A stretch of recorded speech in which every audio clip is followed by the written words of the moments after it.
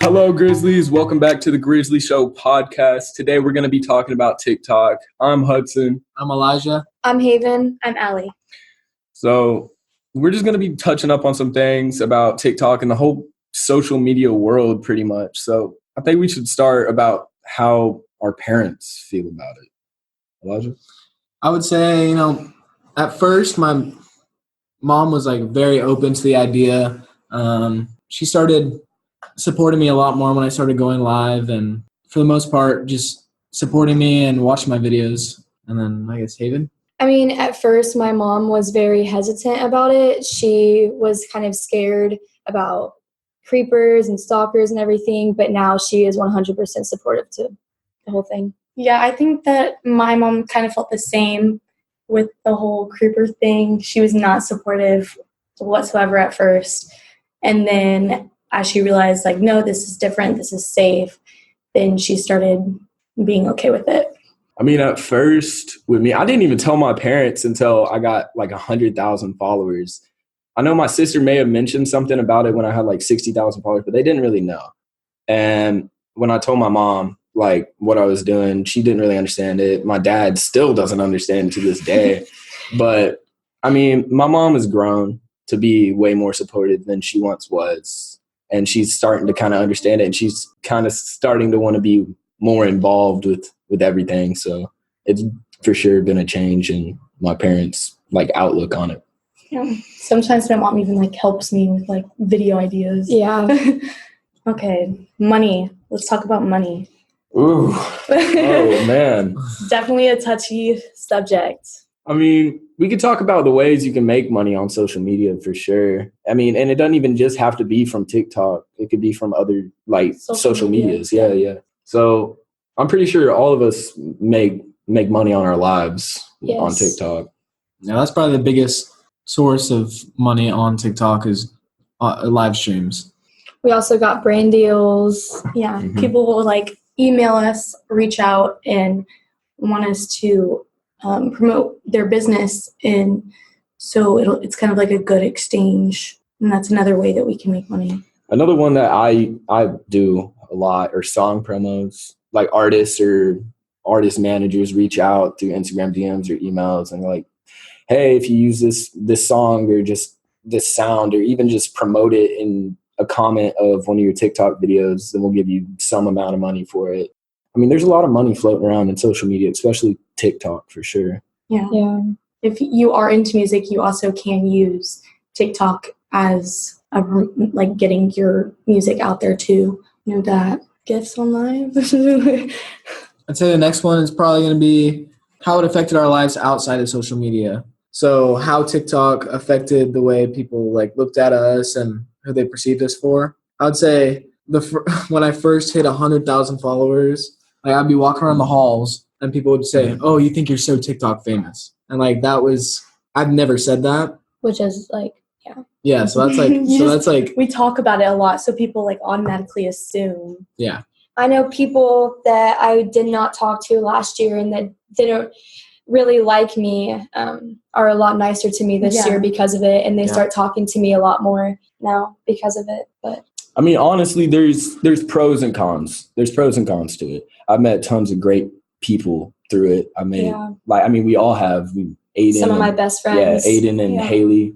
I'm pretty sure we all are pretty cool with them. Yeah. But it's also got its downsides. People change. Emotions change towards people. People's emotions change towards you. It made me realize that social media is a great way to make friends, but it's also very, very toxic for because there's people who support you and who just totally hate you because of it. And it doesn't make any sense. Yeah. At all. Or people who will be friends with you for the wrong reasons. Yes. And you start to figure that out really quick. For sure. For the clout. Yeah.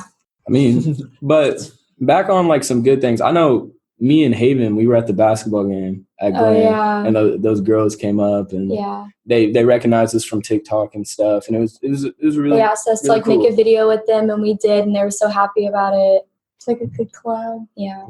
Or even that one time we were at Bible and that one little kid came up to you. he was like, I think he was a middle schooler, and he just said, "What's up, Hudson?"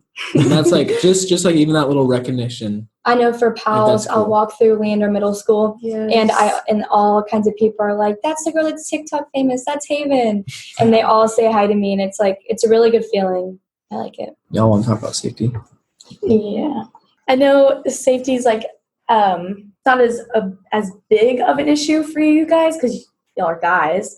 So it's different for girls. It's not. You'll have safety issues. Heck yeah, we got safety issues. Talk about it. Okay, I got old men in my DMs. I'm serious. No, that's not even a joke. Old 80-year-old men in my Instagram DMs trying to get a hold of me. It's weird. It's the weirdest thing. There's traps. There's catfish. There's like. Oh, that's true. It's like it's the weirdest thing. You got to be careful. Yeah, but like speaking personally, safety was definitely an issue for me in the beginning of like starting all this because there were people reaching out to me and not in the best way. Not the most. I don't want to like say too much, but it definitely affected me for like a good week, just like being worried, honestly. But yeah, and there are, like Hudson said, the old men, like, it's just like, why? I get about like 20 DMs a day from them. Yeah. It's weird. It's the weirdest thing. And how fast they can like stalk, like find. Yeah, and if you're not careful about it either, people can, easily find out. spam and like fake offers for stuff just to get your information. Mm-hmm. So you gotta be careful of what information you put out on your social media. Yeah. I mean, I know for me, I'm not sure about y'all, but I have so much information about me on the internet just out because I pretty much post my life. I mean, it's not necessarily like my super personal stuff, like my address and all that, but there's like my name. There's my sister's name out there. There's my mom's name connected. Somehow they found that. I don't even know how they found that, but they did. Yeah. It's the weirdest thing how you can pretty much find anything on the internet if you look hard enough. They attached my mom's name to my famous birthdays page. It's really weird. So how do y'all come up with y'all's videos? Sometimes I'm just driving and I'm like, oh, that'd be a good idea. I don't know. What about you, Eli? For me, some of it's inspired by, stuff I see on the For You page.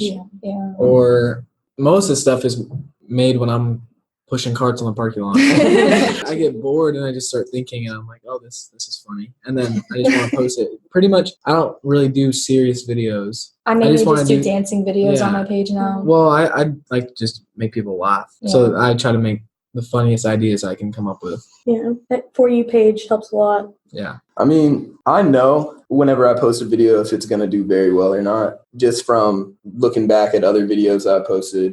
And all my videos, you could say, are pretty much the same. Even if I change topics, like my same style of video is the same. I laugh a lot. It's very forced. It's pretty much a scripted video because I know what I'm going to say.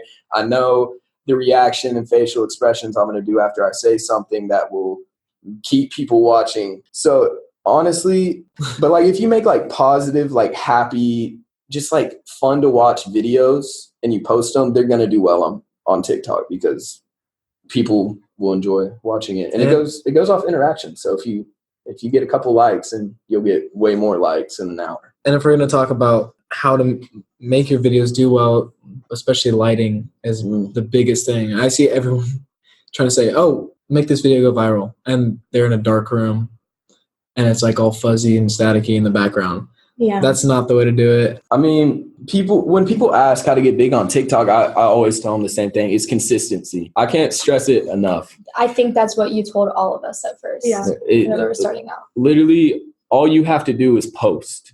It's as simple as that. It doesn't matter what you post. It doesn't matter what time you post it. As long as you're constantly pushing out content.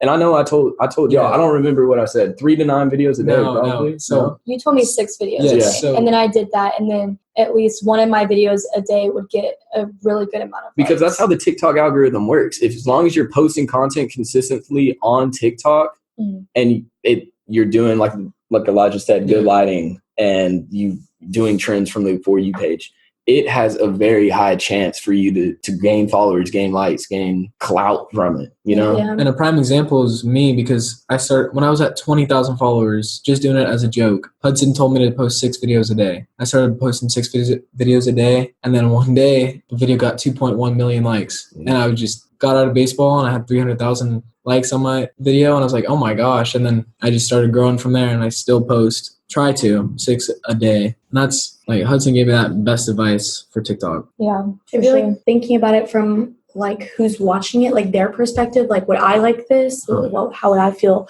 like looking at this? And if And you the would age like range. it. Yeah, for sure. Like, you got to think about what viewers you're trying to, impress with your content. I feel like a lot of us have little girls on our page. It's like 12 to 16. That's the average, basically. Yeah. I feel like mine's like 9 to 15. Yeah. Mine are real 5-year-olds. little. Yeah. But yeah, back from Allie was saying, I mean, you have to think of it as you were watching the video, like from someone else's perspective. But just because like you may think it will do well on TikTok, if you don't like it, don't post it. You have to post stuff that you're happy with. And that's it, or else you're going to get super tired of just being on social media in general. It's just like in real life. If you hate your job, you're not going to like doing it, and you're going to be bad at it. Gotta be in it for good reasons. Mm-hmm. All right, guys. Thank you guys so much for watching the podcast over TikTok. Hope you guys enjoyed.